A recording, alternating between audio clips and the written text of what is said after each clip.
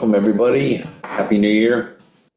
Um, I would entertain a motion to approve minutes from our last meeting.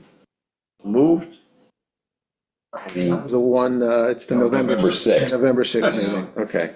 Like, what Yes, is I- that? Long time ago.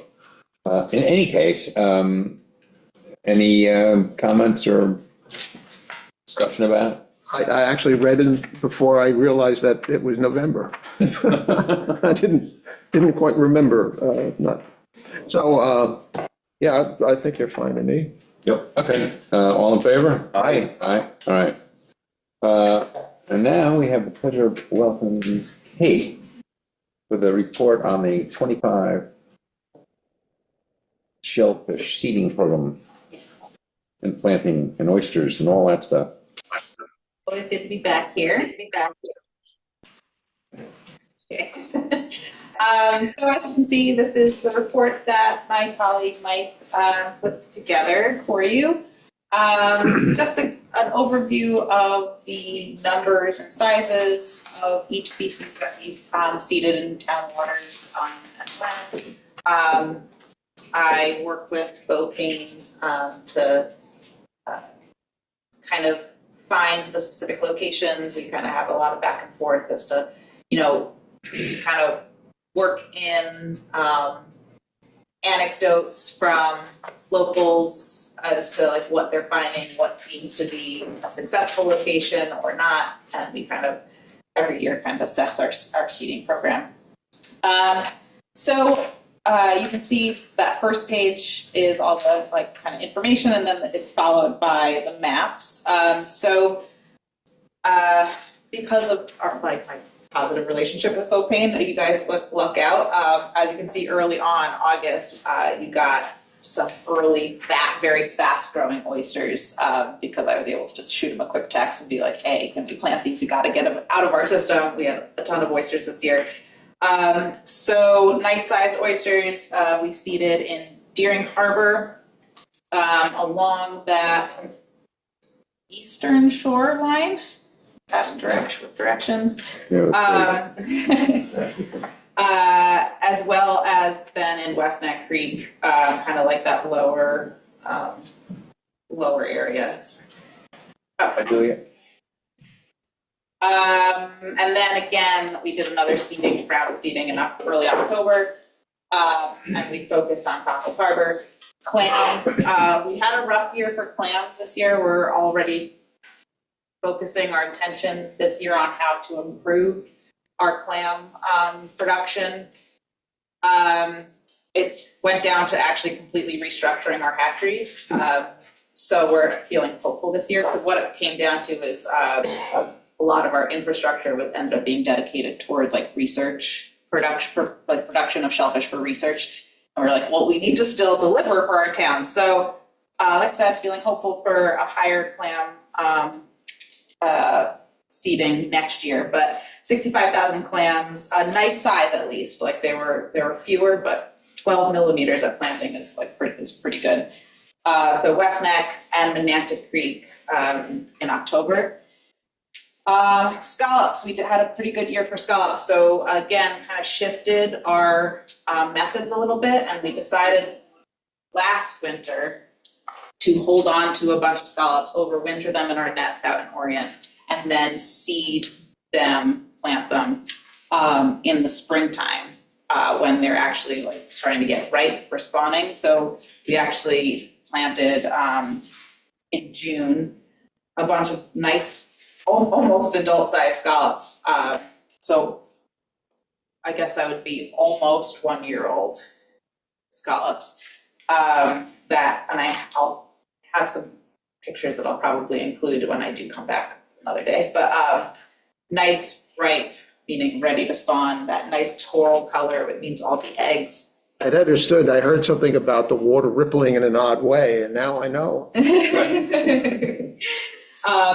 So we, again, I think actually I went with Butch Labrosi for that, one of those seedings. And got some information from, I think Dave Clark was out tending to his boat when we were driving by. So planted some along the little path, the patches of eelgrass that are doing well. The idea that they'll hang out there, spawn, and then the babies will have habitat to hang out in. And then did another seeding in the fall, smaller, but from the 2025 cohort rather than the 2024. So we had a nice mix of cohorts of the different bodies of water. So the total estimated value of the shellfish that was seeded in 2025 was a little over $18,000. And we're very grateful for your support. Now, that amount is if they matured, as bugs and whatnot. As if you were going to buy those shellfish, that amount at that size from a commercial hatchery. Okay, all right. Yeah, as if you were going to, yeah. So getting still a deal. From the standpoint of the size, they may be purchased by a commercial, but they wouldn't be being purchased by restaurants, for example. Correct, yes, yes. Yeah, and actually, it's all like estimated because it is not very frequent that you could buy scallops, for example, at that size from a commercial hatchery. So I was just kind of estimating, but yeah, any questions? How are the reefs going? Yeah, so if no questions here, I will say that, When can we start eating these? No. well, yes, I know you're joking, but the oysters are growing very well. And typically I'd say 2 to 3 years for adult oysters, but they're growing at such a speed, 1 to 2 years after planting is really the clams. It's probably typically 3 to 5, maybe 3 to 4 years.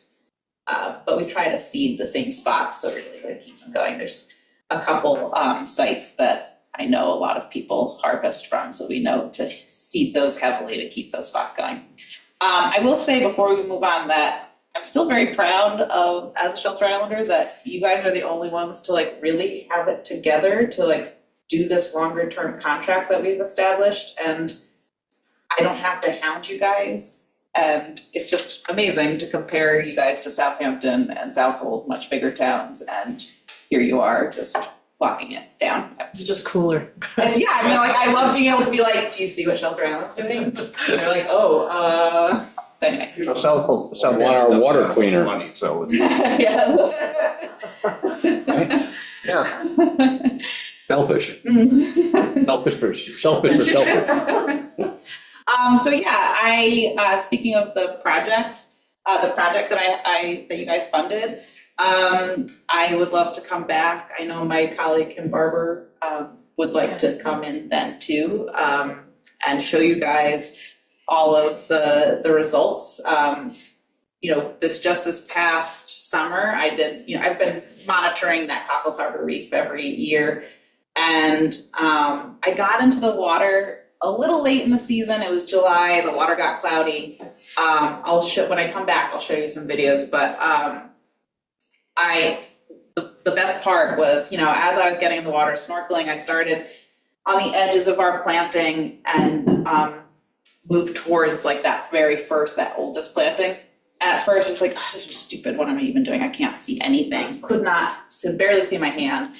And as I swam over the oldest planting of oysters, all of a sudden the water cleared.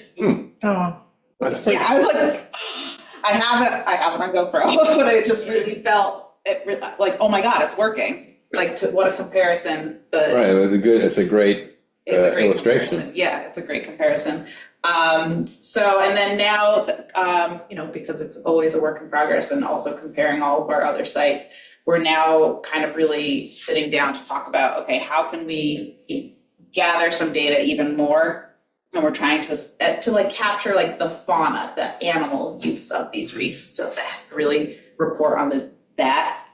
We're trying to work on coming up with stations where we can set GoPros, leave them for 24 hours to capture the full tidal cycle and try to capture the animal usage of these reefs. So stay tuned for that. That'll be this year's work.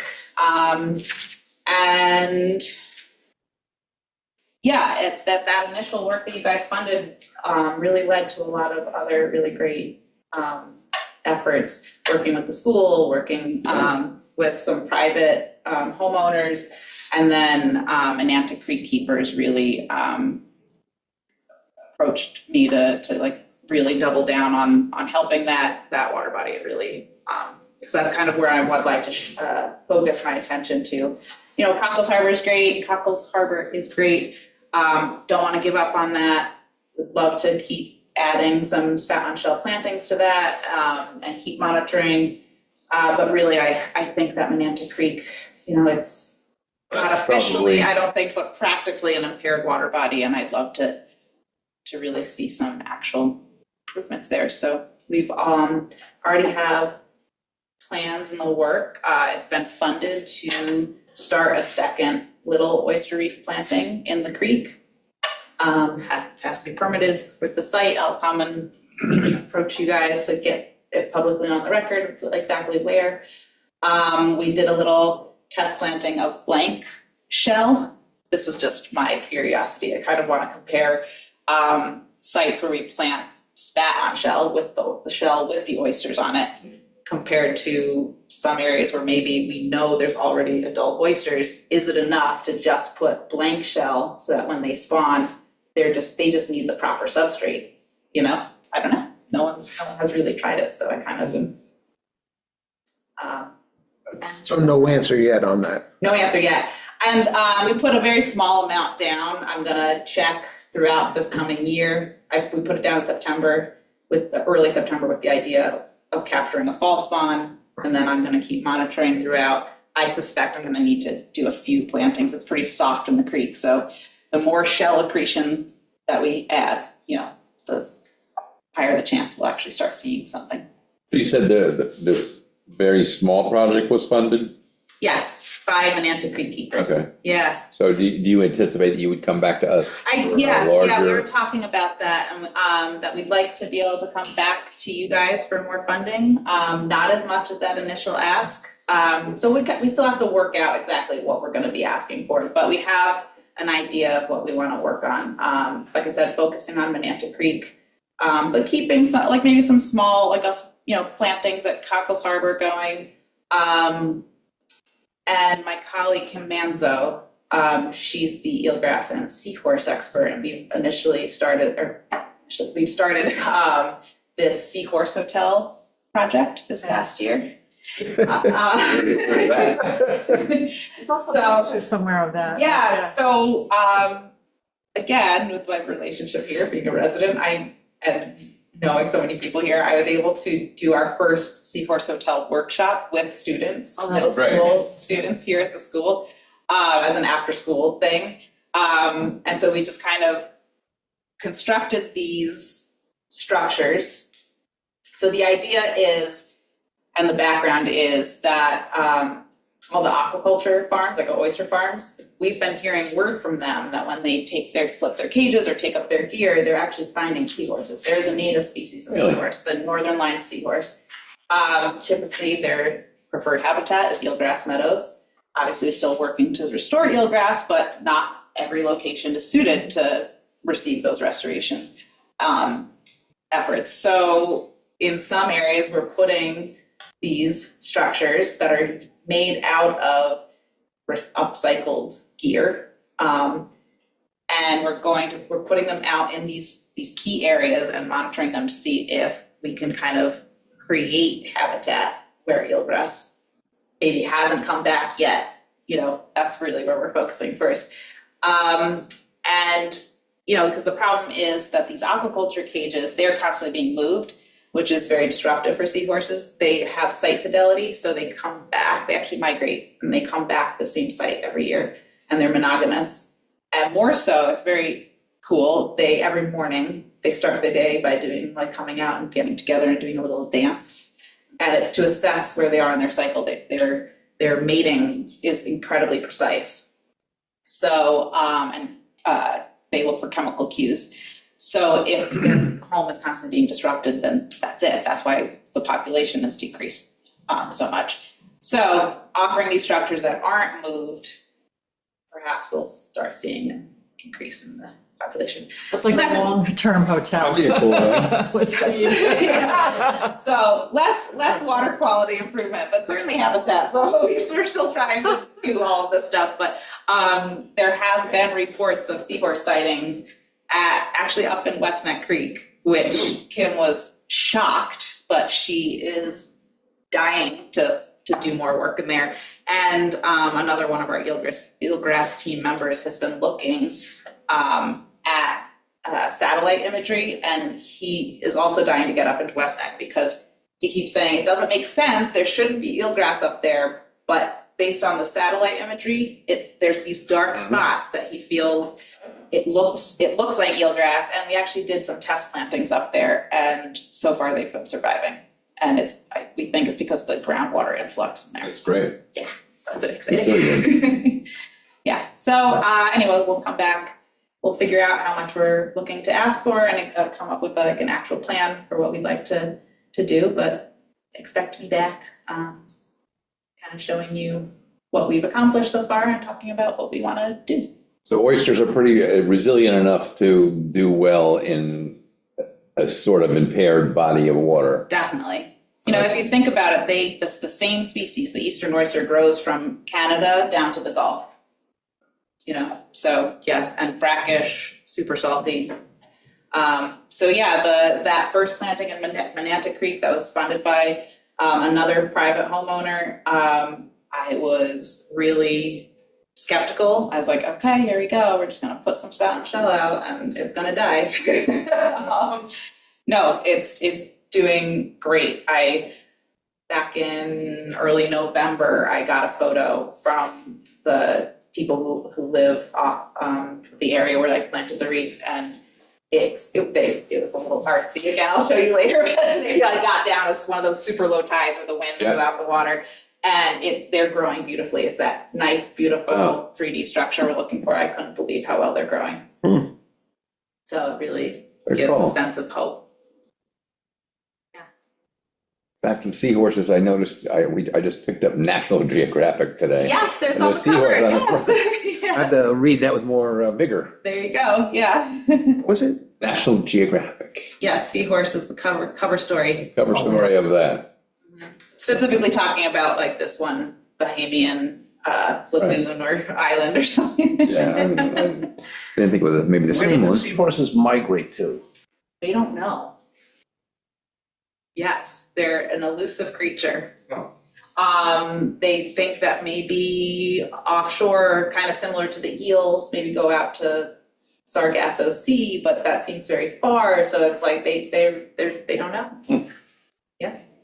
I guess you can't track them, right? You could. They're talking about ways Really? to do that, and even Kim is like, she's been involved in this work enough that she's starting to be able to look for identifying natural markers on each individual species, like thumbprints and stuff like that, the little lines and stuff like that. Like she's been able to say, like, oh, I've seen this seahorse before. Wow. Yeah, it's pretty cool. Oh, I'm sure Maybe they'll be we'll able to get her to come in put little too. devices on them eventually, you know. Yeah, I mean, the chips are getting smaller and smaller. So yeah. Any other questions or? No, I think, That's thank you. Part of what we're supposed to do with our money is have a feeling that the money's being well spent, one of them is, it's just, what the information you just gave us was basically saying, we spend the community preservation money properly, so, Yeah. like that. There you go. Very good. Excellent. So yeah, we back to the seeding program. I guess we'll send an invoice for the 2026 work. And if you guys are happy with what you're seeing, great. I don't want to put you on the spot now. You guys can think about it. If there's something specific you want us to focus on this coming year, like if you want to see more clams, we're going to do our best. If you want us to focus on a specific area for seeding clams or scallops or oysters, it can be. I think, that's really not our bailiwick. I mean, some of us might have some ideas about that, but I think it's like, the local. Sure. Yeah. So people continue who are, working with who are them. actually Yeah. working it and knowing what's going on there, that's where the guidance should come from. I mean, guidance. Oh, and I was thinking one other thing, have not started this yet, it was just a thought on a dog walk the other day, is kind of working maybe with identifying a student who might want to have a little side project to develop some material that could maybe be handed out from the clerk's office when people pay for their shellfishing license annually, showing, where our reef sites are, the restoration sites, and you guys can maybe think about it and let me know whether you want the seating information to be public or published on the website. We can direct people there, or if you just want, information on where our restoration sites are to maybe not take from the reefs, but take from all these other sites. The reefs, we don't want people to take from. We don't, and I have been getting reports that people have been harvesting, and we are going to. And we buoy them, No, it's yes and no. I've done a little bit of both, and it's always a question of sometimes markers attract, and then sometimes, so instead. Don't take all these big fat oysters from here. Instead, we're going to look to create a sign. Again, this will be part of, we can fund the sign, just it's not that big of a deal, but permission to put it up, we will be coming to you guys. Just maybe explaining the work we're trying to do and to ask people to be mindful. Right. There was a buoyed area in Condon Creek, closest east. I don't know, not me. Well, no, this would have been 5 years ago or so. But there was a buoyed area that was a restoration area. So I don't know whose project it was. I just always assumed it was Cornell. So. Condon Creek though. No, I was gonna say, and then 5 years ago, I don't know.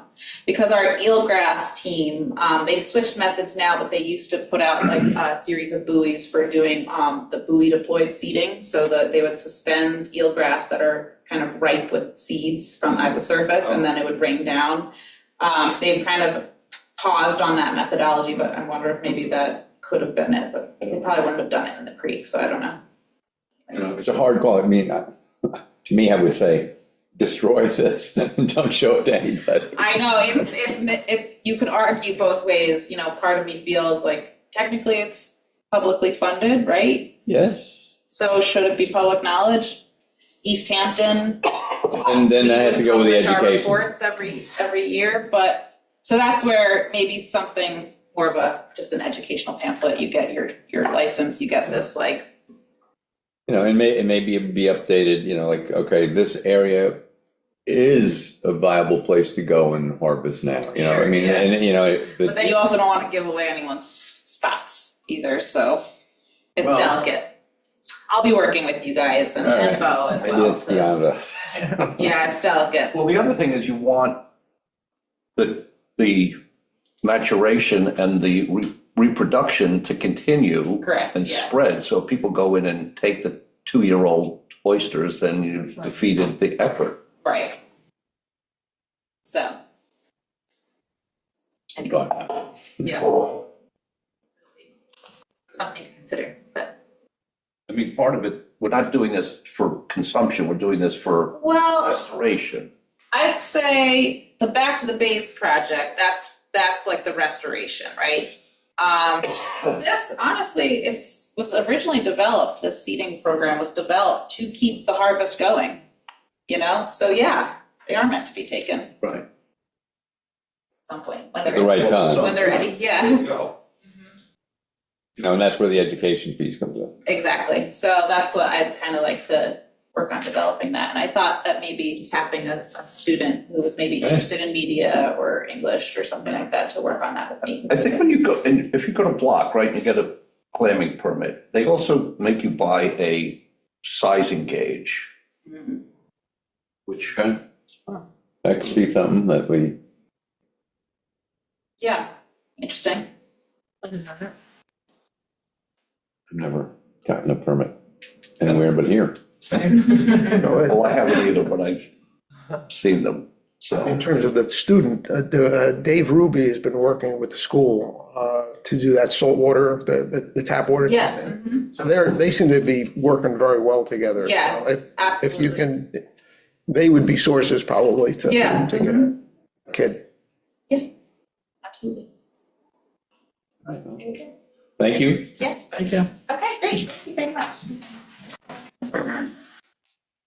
So, look, the next thing You have to go. is I have to recuse myself. Is somebody presenting this for Betty, or is Betty going to do it? You? me. Okay. Then I shall recuse myself. Do you want to push it out and do Hagen first? Oh, that's true. I mean, He's here, yes. Here, so. oh, I didn't even see them. Yeah, you That was an old guy back there.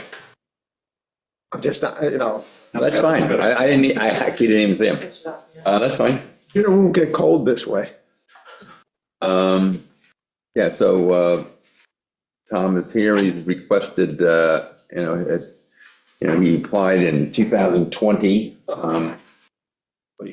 for the grant and received it. And as we've all found out, sometimes it just doesn't go so easy. It takes longer than one thinks. Didn't think it was gonna take 5 months. 5 months or 5 years. 5 years. Well, 5 years to begin with. But I have to say that Joan Crawford, the woman at the, I think you have to come up to the podium, Tom, and just say who you are, so. Joan Crawford, the woman who's at, Well, don't say you're Joan Crawford, but you have to say who you are. sorry, I'm Tom Sagan, I'm the person looking for the reimbursement for the IA funds. Anyway, she was very good, and I would call her or email her once, every 6 months, and she said, yeah, you're still on the list, still on the list, still on the list. And if she didn't hear from me, then she would email me and say, are you still interested? And I always replied in the positive. So then, when they changed the parameters, we became eligible. So, and we didn't apply for it, so we're happy that it's been done, and just looking forward to closing the book on this one.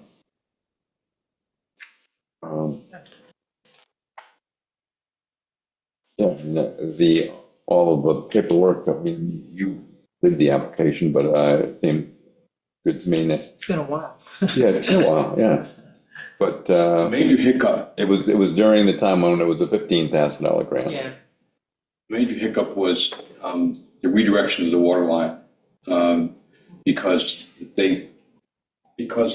the water was going to the accessory dwelling was in basically a 10 by 10 bump out with a crawl space. That's where the power plant was, and all the propane and so forth, and the septic went in there. Putting it in there immediately violated, I don't know how many laws from the Suffolk County Health Department. So, with years in the food service business, I knew going in that you never surprise the health department. They hate that. And true to form, they didn't like it when they were surprised when I told them we redirected the water line. And so that put us back another month or so. But we did do it to satisfaction. It was bifurcated near the road, on West Neck Road, and then went down along the driveway behind. You can see on the map it's submitted. Anyway, all done. They did a great job, and then they insisted, and this is where that extra electric came from, they insisted that we put heat tape on a pipe that was in a heated space, but what are you gonna do? They just said you needed heat tape and a trace, to make sure that it wouldn't freeze. And we'll be tested this week, I guess, with that. Yeah, I think we are. So that was Dickerson Electric's extra to that. And then because of the level of the house, the main house to the septic, with a ejector pump had to be put in, and Manitowoc Plumbing did that, and then they also did the connection on the other side. Into the accessory building or into Well, they put the the main house? This is into main the house, They put the connect, ejection Right. pump. they connected the line to the cottage. Right, and then so that gave them the pitch that they needed to get into the system. So that was a, major cost, altogether with the reconnection to the cottage, it was, close to $7,000. 6,000. Anyway. So that, we laid that out of pocket, the money to do the water line, because I had already used that, the 15,000 with everything else between the engineer's fees, and you can see it all there in the spreadsheet, but. Was that the 980? Not 980 for It was like the, 6,000 for that, but you paid that directly oh, no, sorry, that was the water for the main. miscellaneous.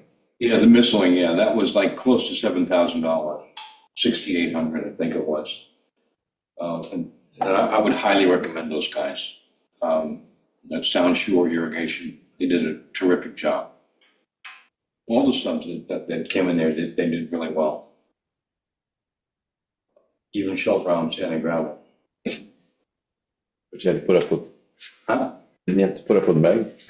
Yeah, but I got by that. Thank you for all your help. Betty?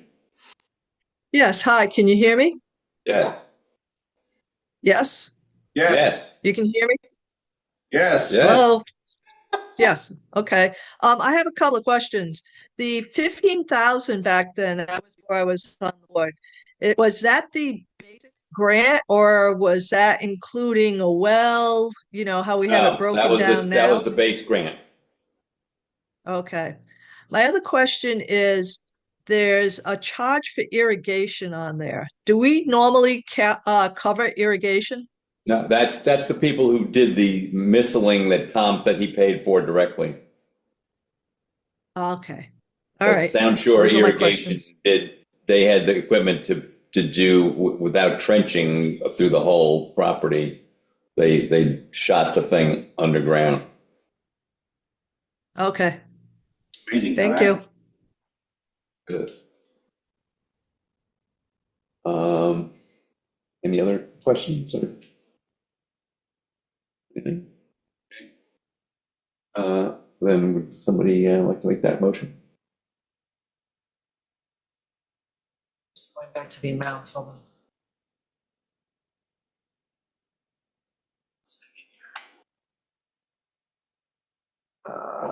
And well, after the Total amount is 13, no. well, after the two county and the state, there was 21,967.80 left. So if we pay the 15,000, they'd be out of pocket the 67.80. So this is just to approve the 15,000? Yeah. This is to prove Okay. 15,000. Okay. Because anything that was left over from the expenses that were usual, would easily have covered that with other stuff. Yeah, so I can make the motion that we should approve President Hoshagan at 70 West Neck Road for the amount of 15,000. Second? Third? Any further discussion? I mean, just because we're going to get into a thing, our next maybe application, you did, you essentially did over this cottage that was already on the property. Correct. With That had just been, ADU funds, but it didn't increase what was on the property. They just renovated what was there. So it was a It sleeping was the quarters. thing that was there. Just so we don't get any confusion down the road, like maybe the next thing we talk about, that has to do with an ADU. right, The fact that this is an ADU This was. and he got funded, pardon me? Yeah, equal swap. It was a pre-existing thing that needed upgrading. Yes, I mean, but it wasn't a bedroom. Yes, it was a bedroom and they just made kitchen, it their bedroom. Everything was there, So no issues on growth right. there other And than if the people fact. had lived there in the past, it was just to make it something that was more rentable. They, did a bathroom over again, that kind of thing. Yes, I think that's, But there's a distinction of, something that is not there, that we are asked to help fund, a septic system, Comes down to that whole, I guess, the growth question. I mean, this wasn't growth. This was just. It was a bed there. Creating a pre-existing accessory Yeah. dwelling, Yeah. where It did increase the square footage, basically. it increased the square footage, but only because there's a bathroom there. Right. Okay, so it's not over 25% of what the town says you have to stay There was a within. bathroom there before. Well, it was, I don't think there was a bathroom upstairs. No, right? upstairs it wasn't. There wasn't a bathroom upstairs, that was the deal. So they basically was the bathroom and a kitchen renovation. And that was pretty much it. And they replaced it with And floor. then all the plumbing and everything that had to go inveigled with the. Yeah, the boiler went, so there was another 10 grand out of pocket. So that was not, not covered by any of the funds that we got. So we had to upgrade the boiler. Yeah, but with the forecast, having a nice brandy new burner, Yeah. that With makes that you feel heat. good. You feel good. With heat tape, right? Just James, on Yes. the motion, we just may want to, I don't think we officially completed the motion. No, we didn't, Yeah, I just wanna make sure. we're still in the discussion Okay, I phase. just want to make sure. Just so that, I just wanted to clarify this in case it comes up that, oh, he got a grant for an ADU. It's something that was pre-existing, whereas the next thing we might talk about is something that's, It just so happened that these things, were coincidental, almost like the ADU and then right on the heels of that, the IA system. So, it's like- anyway, so if there's no further, Was the ADU on the site plan? And because I looked at it, that's a really busy, there's a lot going on on the site plan there. Was, Right. yes. Yeah. okay, Yeah. I'm done. I feel. I just have one question. I don't know, it doesn't have to be before we vote, but there's a stipulation that I have 3 years before I can do any kind of renovation to either house that would increase the use. If it increases like the design flow, like you add a bedroom, you could add a bathroom, you could add a kitchen. However, if any of those add-ons are greater than 25% of your existing, conditioned square footage, Okay, so, then you would be, then you would lose the grant. right, okay. So we could put a bathroom on the main house if we wanted to upstairs? You could. Okay. I mean, the number of bathrooms doesn't matter. It's the I know, bedrooms. it's sort of strange that they. Not really, I mean, people can, whether you have to share one bathroom or go in your own bathroom, people are not going to go more just because they have their own bathroom. That was the only question I had. So, anyway, back to the vote. All in favor? Yeah. Aye. Aye. Aye. Much. Yeah. I really appreciate it. Thank you. Thanks, Betty. All right. So I could,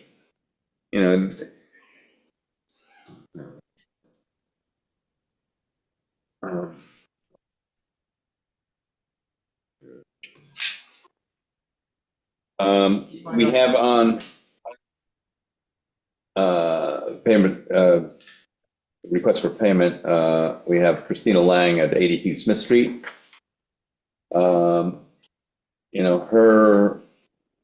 Her situation is a little more complicated. She had applied to us for funding for the IA system. It's been installed, everything's done. They had to put a retaining wall in and this, that, and the other thing.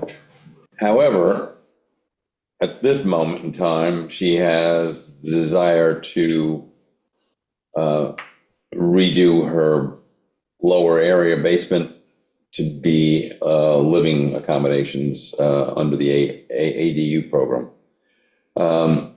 So she, I'll read this letter into the record, I guess. And, I think it's a discussion that we're going to have to pushed down to our next meeting and maybe beyond that. But in any case, many thanks to you and the members of the WQIAB for your efforts to improve water quality on Shelter Island. My IA septic system was installed last March and is helping to reduce nitrogen pollution from flowing into our local waters. I have completed the final stage of the application process for the town's water quality improvement rebate program and submitted the required documentation to Jessica Montgomery, the WQIAB clerk. The rebate amount requested is $10,992.30. My original application signed on July 24th, 2024, indicated that I did not expect to be doing any renovations, additions, or other improvement plans over the next 3 years.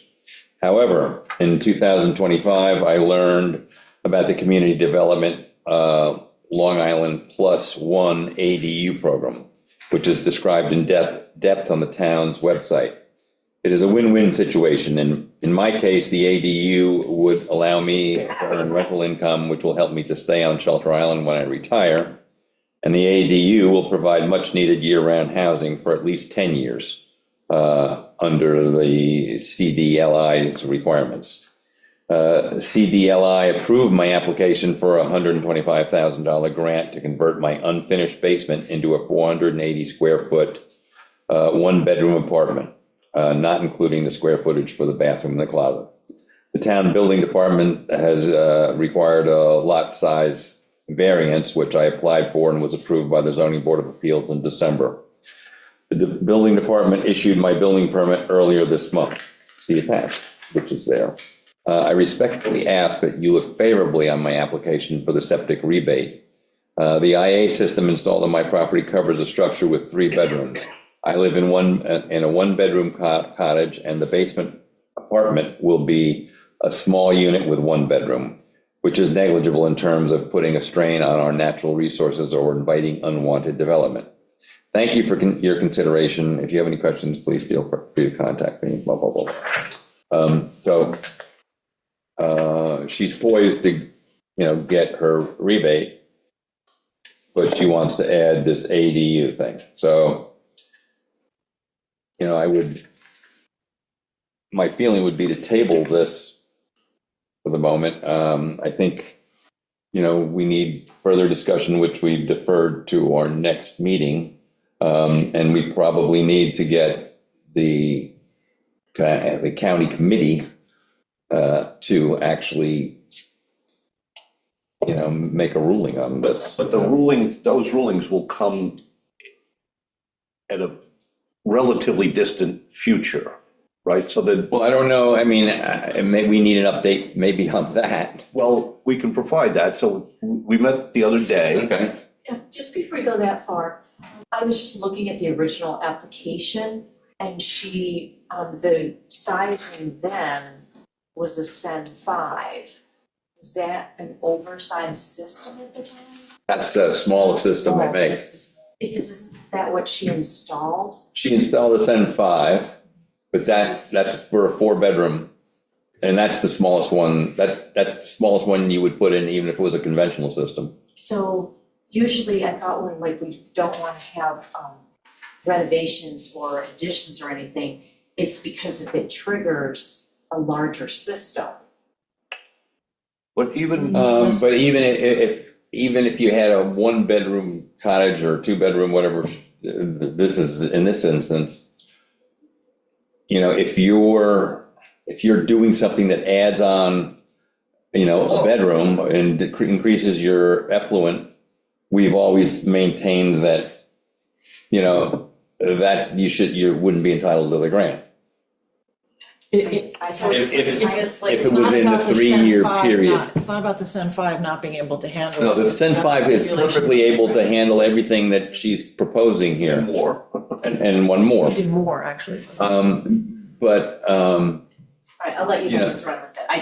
I wasn't sure if this triggered, if she had never done anything and had gone to do this, would that have triggered an upgrade to an IA system? if she she applied whenever it was, and got the red stamp. The red stamp date is the date that we would look at to start the clock on the 3 years, whether she had the thing in the ground or not.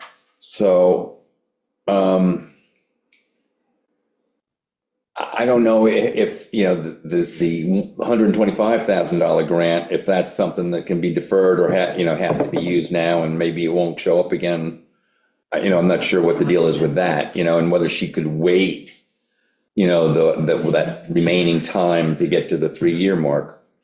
We have other instances where this very thing is going to come up and, somebody wants to put an ADU in and will trigger the need for a new septic.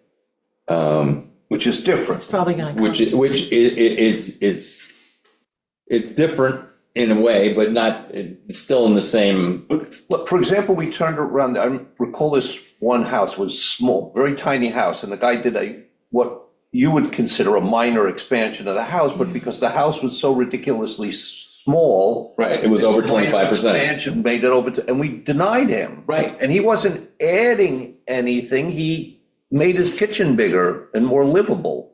He didn't add a bedroom. Yeah, but he went over that 25%. FAR, right, no, I understand, but I'm saying. I'm not saying that I don't necessarily agree with that. It's just what the law is. But my point is, this is the same, in a sense, this is the same circumstances, and maybe even more contrary, although in theory then you want the AD. Well, I mean, I think the key here and the difference is the ADU, and as a concept, is there some way to consider that,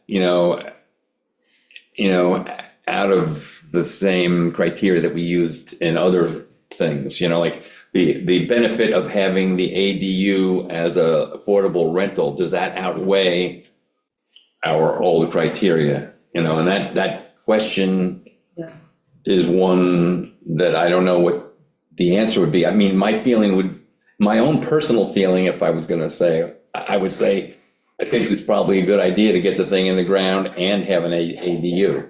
So if they qualified for a grant for the ADU and, they're going to abide by those regulations, then I think it's probably a good thing. But I don't know that I'm the one who's qualified to make that determination. It's that whole question that we have run into many times, I think, is it growth?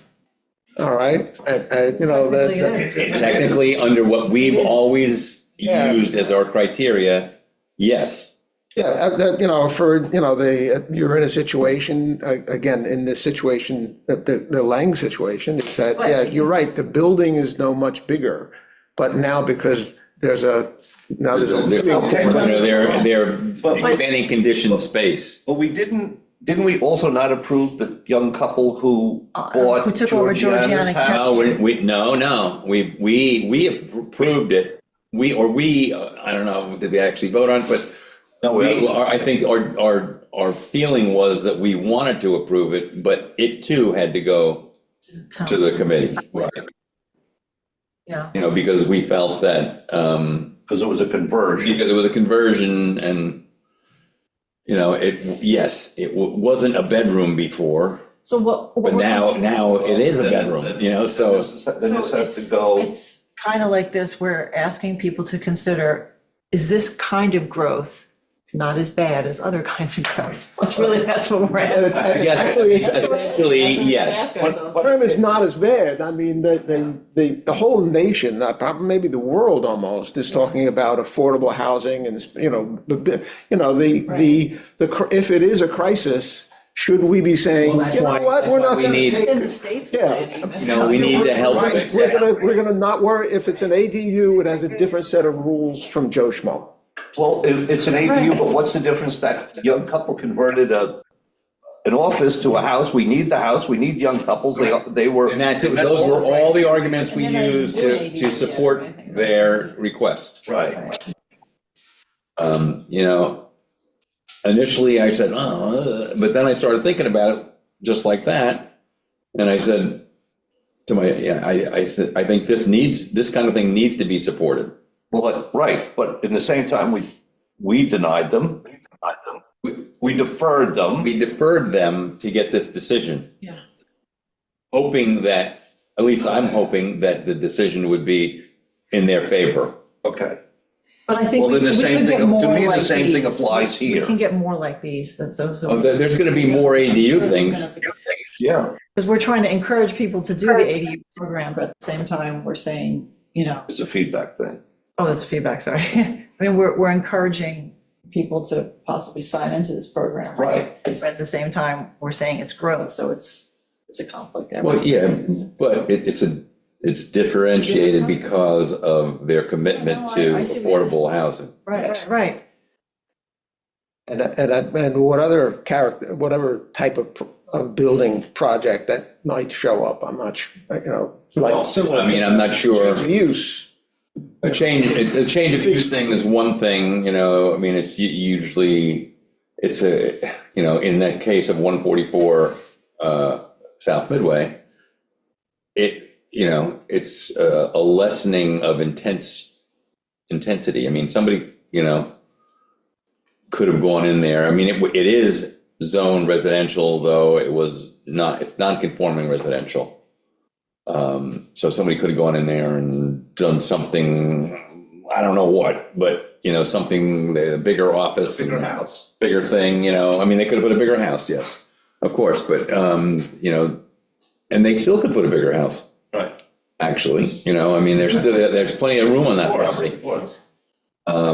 So, but I think in the spirit of what they were asking and what it means to keep volunteers on the island Yeah. in an affordable way, it made a lot of sense to approve their request. But we deferred it. We deferred it because our hands were sort of tied. Well, but I think they're tied in the same way here. That's exactly right, and that's exactly what I'm saying. Yeah. We might be able to take those two projects and sit down a list of if we were going to have special exemptions for ADUs, here are the exceptions that we would have. We would say, okay, you've put in another room here, you've expanded it, but we feel it's appropriate to be accepted, and then, the board members would have to say, yes, we agree, and they may go to the group of 11 as well. Again, one could say, I have a 3-bedroom house and I only need 1 bedroom and I'm going to create an apartment out of the 2. So it's no expansion to just converting the space to the 2 bedrooms into a different living unit. So, I mean, so you're getting rid of a bedroom. You downsize. Theoretically. So, Then that's different, right? well, yeah, I I mean, guess. if the bedrooms are there and you are just Yeah. chopping part of your house Yeah. into making it sort of segregated to be an ADU, Yes. then you're Right. decreasing your design flow essentially. Well, or even if it's static, right? Even if it's the same. Right. I mean, that wouldn't have any effect, I don't. Well, In the way we've always looked at Yeah. this, I don't think so. That it would it have any issue there? so then this one is a expansion. Yes. Just trying to clarify. And that's why she's written this letter. I know.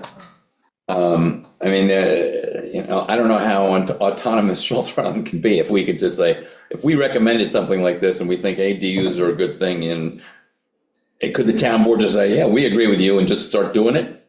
It's in our rebate agreement, so it's something that was self-created. Right. The way I'm reading this, so I think it really just does come down to what is growth.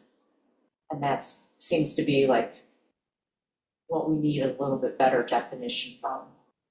I mean, but I think we need, We're distinguishing two types of growth, Yeah. I mean, you could say selfish is a bad word, but, selfish growth and growth that is, geared towards making something better for the island. So how do we leave it right I mean, we now? left the thing 144, for instance, Yeah. with the committee.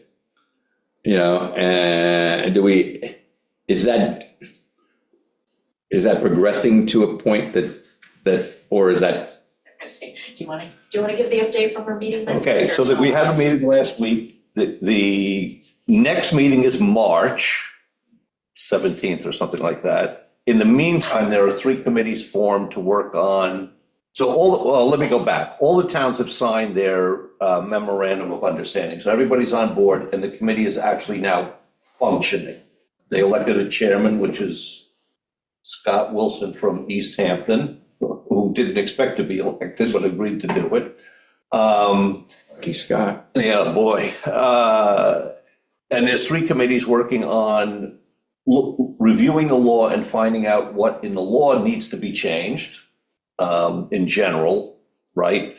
The rules and regulations of CPF, and then the third one is the functioning of the committee. Because you have to establish rules of how the committee will function. That's all going to happen, and theoretically, I don't know, magically, it probably won't happen by March, but the next meeting is in March. Well, I mean, if it's anything like the beginning of this committee, there was no anything, we had to create Well, that's whatever it is right. that you're doing. Right. So So there was some you know. pre-existing groundwork that was done before. I mean, the committee existed before, then it just went out of business and it's being reestablished, Okay. I would say. Well, So, you know, but if we I wouldn't expect them to start hearing cases, if you want to call Not this in a March. case. Well, I thought that, June, I don't know. and In July. Yeah. Be my guess. a year ago or so, all this criteria was eased up, Yes. for what we are dispensing grants for. Yeah. We had more discretion was given to us, to the town.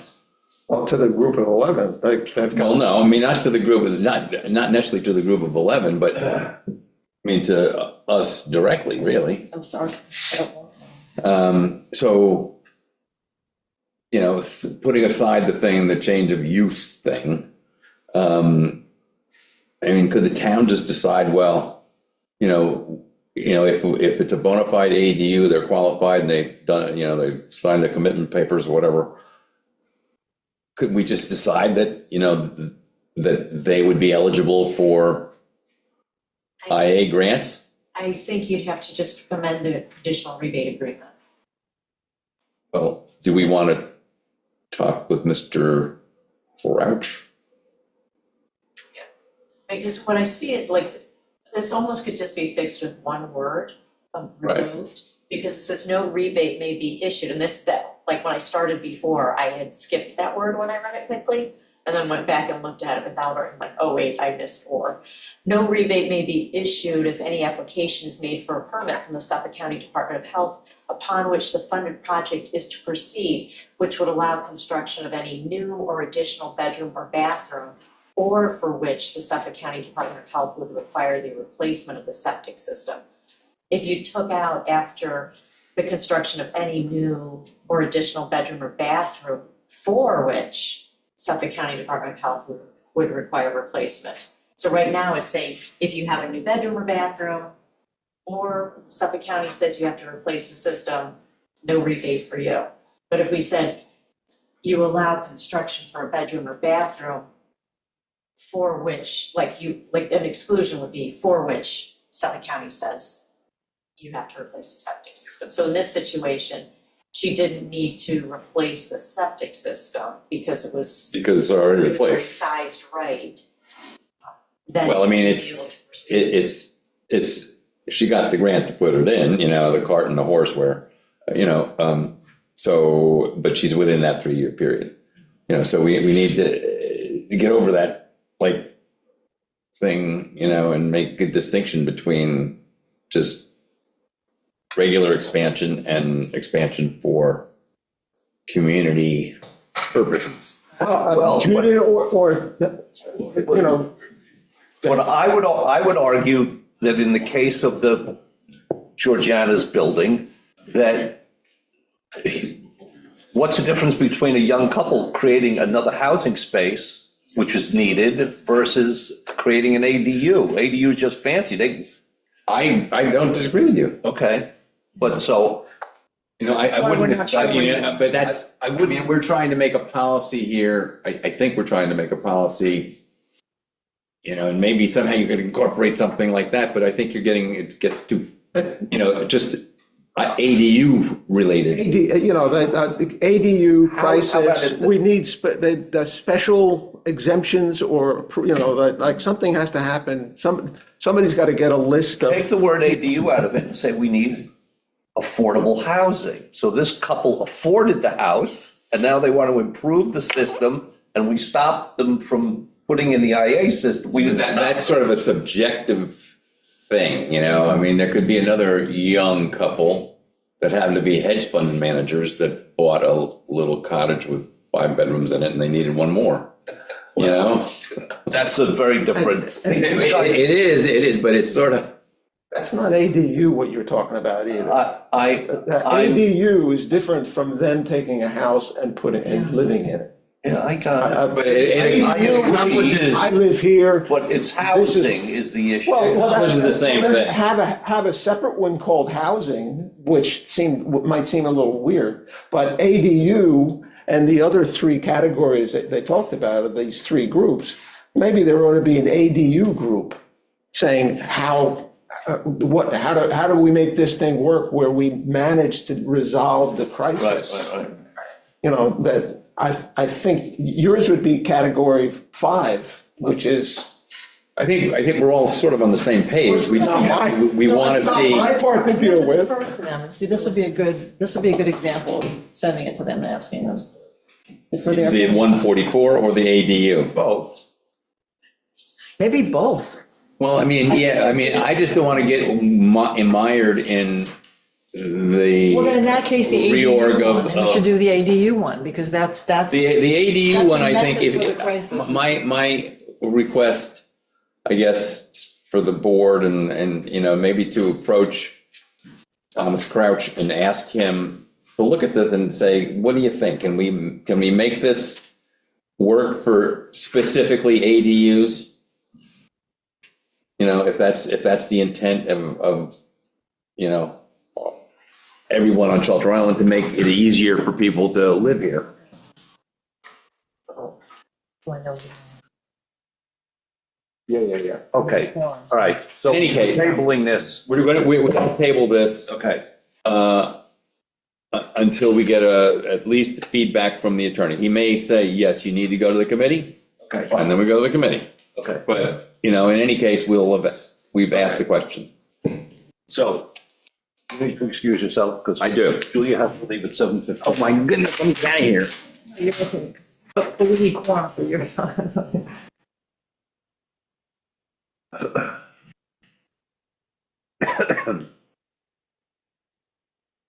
You have this one. So the proposal is for the property at 59 South Midway Road, owned by our own chairman, James Eklund, and his wife, Linda Eklund. James has recused himself and is out of the room. Betty actually was the reviewer for this, but I'm presenting it since she's not local. It's a 5-bedroom, 250-year-old house, owner occupied, primary residence 365 days, with 4 guest residents for 60 days. 3 full-time and 4 persons for 60 days a year. No plan to renovate. Applied for state and county grants, yes. Location sensitivity, near shore overlay Dickerson Creek and Fresh Pond. Right. Send 7 to replace a collapsed block 80-year-old septic system, cesspit, as you would call it. It's a voluntary upgrade on a failed cesspool system. Private well, yes. Water tested, no. Need to move the well, no. Pressurized shallow drain installed, no. Using existing leaching fields. Water system in the house, yes, to treat iron and manganese and a water softener. Annual nitrate reduction is 18.6 kilograms a year. gallons of effluent treated and returned to the aquifer annually is 106,000. 5-year ROI cost per kilogram is $129 a kilogram. Determination is to approve this at $12,000, just the base grant, no reserve for a well, and no pressurized shallow drain system. I make a motion that we approve this application. Any discussion? I have it up in front of me. I mean, I'll second it. I looked at it. Everything there looked fine. It seemed that formula for the ROI, the 645 kilograms seems Yeah, a so I lot. have 1 think. cent. I have 1 cent, right? Yeah, there's a decimal place missing someplace there. But so the only comment I would make from what you read is I think that there's an issue Betty with, did, wait, Betty's online. She did the application. Betty, do you want? That's my fault. That's my fault. It could have been. I think we got to look at that formula that we've been using, because I think it's based on the grant money, but we can discuss that, Greg, another okay, time. good. Yeah, there's, I It's don't. probably a good idea to Seems look like at a our lot. Excel formula sheet anyway, make Right. sure it's correct. Yeah. Because we But, don't have all the time. regardless, I mean, the 12,000. Yeah, I'll second. Yeah. All those in favor? Aye. Aye. Betty? Aye. Okay, so moved. Should we call it a night? We have a financial report. Is that Amber? That's you? Financial. But in 2 weeks, we'll get. Much we're gonna be again in 2 weeks anyway. My Now the thing? guy doing the lawn won't be so apprehensive. That's how we actually came to make that decision, He was the afraid to lawnmower go bill. In any case, all right. Please notice rough numbers, we have better numbers for you. Maybe next meeting, depending on when we get money in from the county. But right now, in the New York Class account, which is where we have the interest-bearing money, there is $3,952,000 at the end of December 31st, of which about 500,000, I have to just double check the calculation, is reserved for, encumbered for grants, 500, you said? about. And that total number was 952. $3,952,000? Yeah, 3.9 million. Okay. And you've cleaned up the list, right? With people who, That's why I want to just review that one last time with Jess, because I did see Johnson was on here, that's what we were talking about the other day. Oh. Yeah, it has a question mark on it still. And just to, you said 500,000 for encumbered? Approximately. Encumbered, yeah.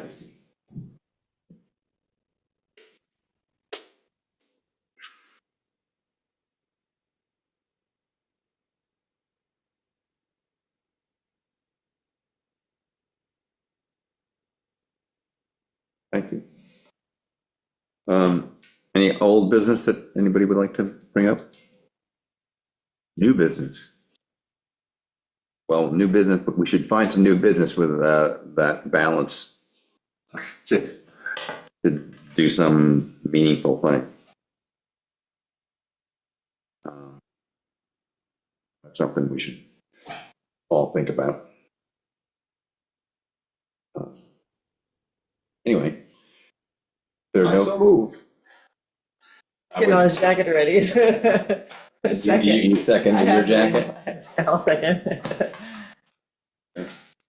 Well, thank you all. Thanks for, I wrote Meeting. down too, but I was gonna say we won't call it once I get to Greenport. Now? I have to.